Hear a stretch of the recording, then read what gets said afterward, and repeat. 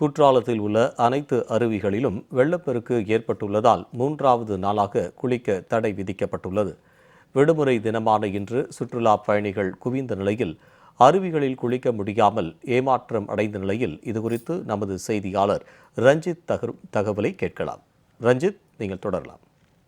நிச்சயமாக ஸ்ரீதா. அதாவது தென்காசி மாவட்டம் மேற்கு தொடர்ச்சி மலைப்பகுதிகளில் பெய்து வரும் தொடர் கனமழையின் காரணமாக மேற்கு தொடர்ச்சி மலைப்பகுதிகளில் உள்ள பல்வேறு நீரோடைகள் மற்றும் நீர்வீழ்ச்சிகளில் தண்ணீர் வரத்தானது தொடர்ந்து அதிகரித்து காணப்பட்டு வருகிறது. இந்த நிலையில் தென்காசி மாவட்டத்தில் உள்ள முக்கிய சுற்றுலா தலங்களில் ஒன்றான குற்றாலம் பகுதியில் உள்ள அனைத்து அருவிகளிலும் தற்போது வெள்ளப்பெருக்கானது ஏற்பட்டுள்ள நிலையில் 3வது நாளான இன்றும் குற்றாலம் பகுதியில் உள்ள குற்றாலம் மெயின் அருவி, ஐந்தருவி, பழைய குற்றால அருவி, சிற்றருவி உள்ளிட்ட 4 அருவிகளிலும் குளிக்க தடை விதிக்கப்பட்டுள்ள நிலையில் தற்போது சனிக்கிழமை விடுமுறை தினம் என்பதால் ஏராளமான சுற்றுலா பயணிகள் குற்றாலம் பகுதியில் உள்ள அருவிகளுக்கு வருகை தந்து குளிக்க முடியாமல் ஏமாற்றத்துடன் திரும்பி சென்று வரும் நிலையில் சுற்றுலா பயணிகளின் வேண்டுகோளுக்கு ஏற்ப தற்போது முதற்கட்டமாக புலியருவியில் மற்றும் சுற்றுலா பயணிகள் குளிக்க போலீசார் அனுமதி வழங்கியுள்ளனர். குறிப்பாக ஏராளமான சுற்றுலா பயணிகள் குற்றாலம் பகுதிக்கு வருகை தந்து குளிக்க முடியாமல் ஏமாற்றத்துடன் திரும்பி வந்த நிலையில் ஏராளமான சுற்றுலா பயணிகள் எப்படியாவது குளிக்க விடுங்கள் என்று போலீசாரிடம் தொடர்ந்து கோரிக்கை விடுத்து வந்த நிலையில் தற்போது புலியருவியில் மட்டும் முதற்கட்டமாக சுற்றுலா பயணிகள் குளிக்க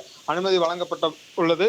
இருந்தபோதும் மற்ற அருவிகளான குற்றாலம் மெயின் அருவி, பழைய குற்றால அருவி, ஐந்தருவி, சிற்றருவி உள்ளிட்ட அருவிகளில் தண்ணீரின் சீற்றம் என்பது அளவுக்கு அதிகமாக காணப்பட்டு வருவதால் அந்த 4 அருவிகளிலும் சுற்றுலா பயணிகள் குளிக்க தடையானது தொடர்ந்து நீட்டிக்கப்பட்டுள்ளது குறிப்பிடத்தக்கது. ஸ்ரீதர், விரிவான தகவலுக்கு நன்றி ரஞ்சித்.